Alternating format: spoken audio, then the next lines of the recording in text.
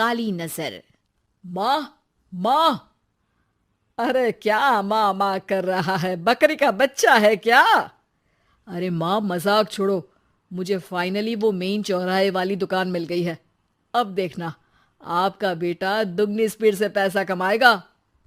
उफ़, ये क्या? मेरी ऑनलाइन मेकअप क्लास चल रही है। इतनी जोर से क्यों बोल रहे हो आप दोनों?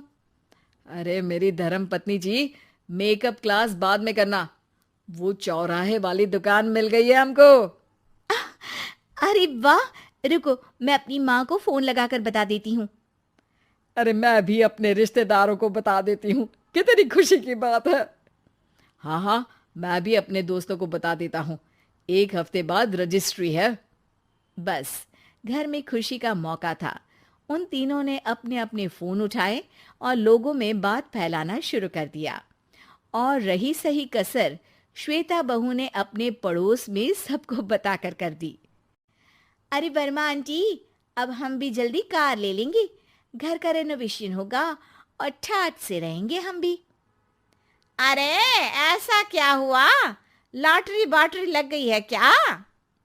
अरे, इस बार चौराहे वाली मॉल में हमको भी दुकान मिल गई है। दुकान नंबर 21, जो एकदम चौराहे पर है। अब ग्राहक बढ़ेंगे तो आमदनी भी बढ़ेगी ही ना। अरे वाह, कितनी खुशी की बात है। मैं बहुत खुश हूँ तुम्हें इतना खुश देख के। बाकी एक बात कहूँ, सबको मत बताते फिरना। किसी की नजर लग जाएगी तो खुशी की खबर वापस लौट जाएगी। हैं? ऐसे थोड़ी ना होता है। अब डरा रही हो। अरे सही कह रही हूँ।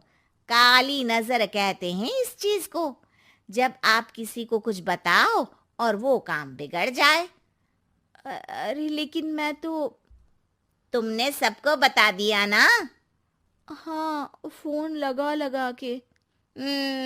अब बच के रहना। काली नजर बड़ी खतरनाक होती है।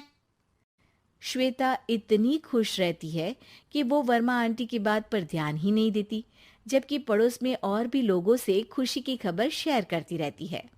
अगले दिन राजेश बहुत दुखी होकर घर आता है। अरे बेटा, क्या हुआ?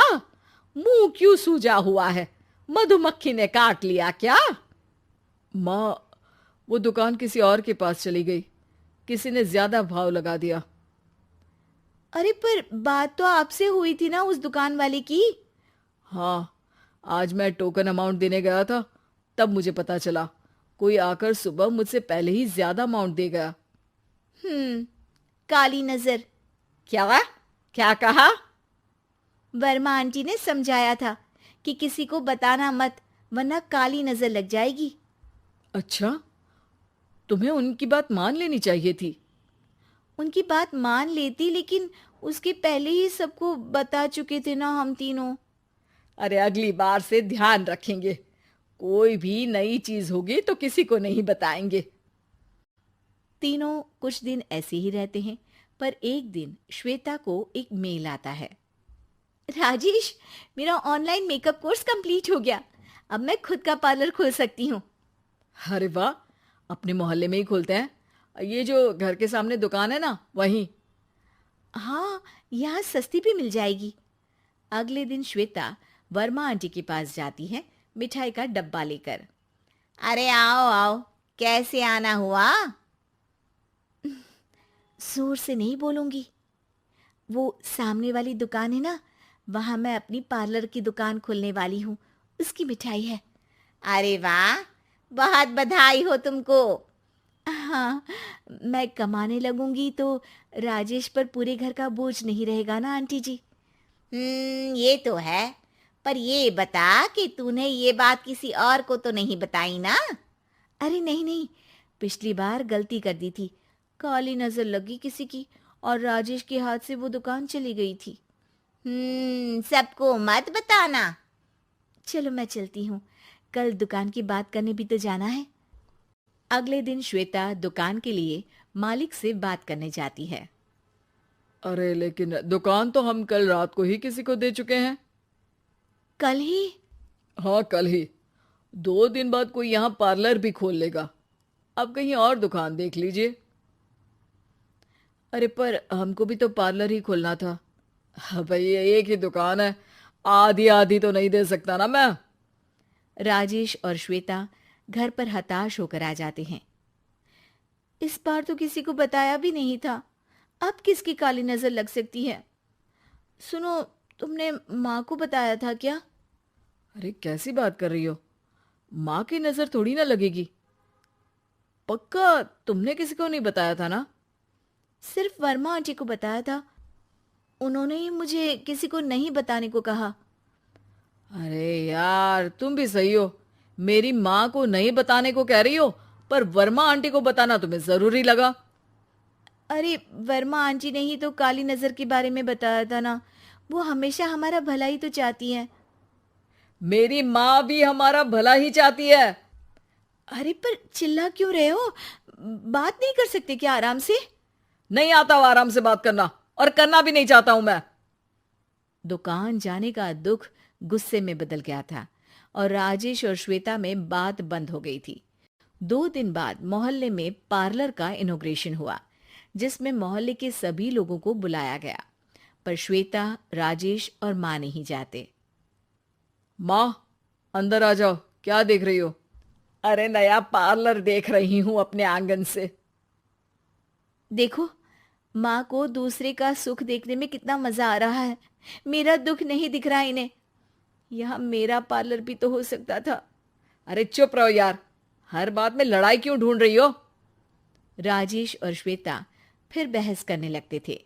तभी माँ ने दोनों को बाहर बुलाया। अरे जरा देखो तो, दुकान चलाने वाले का बोर्ड पर नाम क्या लिखा है? श्रुति वर्मा। गाड़ी निकाले बेटा, हमें कहीं जाना है। काली नजर का इलाज कराने? राजेश अपनी बाइक निकालता है। तीनों ट्रिपलिंग कर रहे हैं। माँ राजेश को उस मॉल वाली दुकान पर लेकर जाती है जहां राजेश अपनी दुकान खोलने वाला था। यही दुकान लेना चाहता था ना तू? हाँ, पर इनको भी दुखी करने लेकर आई हो क्या यहाँ पर दुकान दिखाकर? वहां काफी नहीं था? अरे श्वेता, थोड़ा सब्र रख, अभी पता चलेगा कि हम यहाँ क्यों आए हैं। बता, इस दुकान चलाने वाले का नाम क्या है? अनुपम वर्मा। कुछ समझ में आया?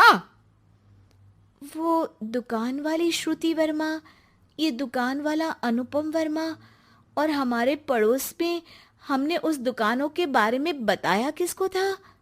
अब वर्मा आंटी को। मतलब वर्मा आंटी ही हमारा काम बिगाड़ रही है? नहीं नहीं, ऐसा नहीं हो सकता, ये बस इत्तेफाक है। राजेश अपना फोन निकालता है और श्रुति वर्मा और अनुपम वर्मा के नाम फेसबुक पर सर्च करता है, जहां ये दोनों ही वर्मा आंटी के रिश्तेदार होते हैं। श्वेता को समझ में आ जाता है कि वर्मा आंटी की ही नजर काली नजर है। अब क्या करना है? कोई भी खुशी की खबर हो तो काली नजर से बचना है, यानी वर्मा आंटी से बचना है। अरे पर मुझे ये समझ में नहीं आया कि वो हमारे साथ ऐसा क्यों करेंगी। अरे बेटा, एक सीख है, दूर के आदमी को आपकी तरक्की से कम परेशानी होगी, पड़ोसी को ज्यादा। दोनों माँ की बात में हामी भरते हैं और अगला काम चुपचाप करने की कसम खाते हैं, ताकि आगे से वर्मा आंटी कोई काम ना बिगाड़ सके।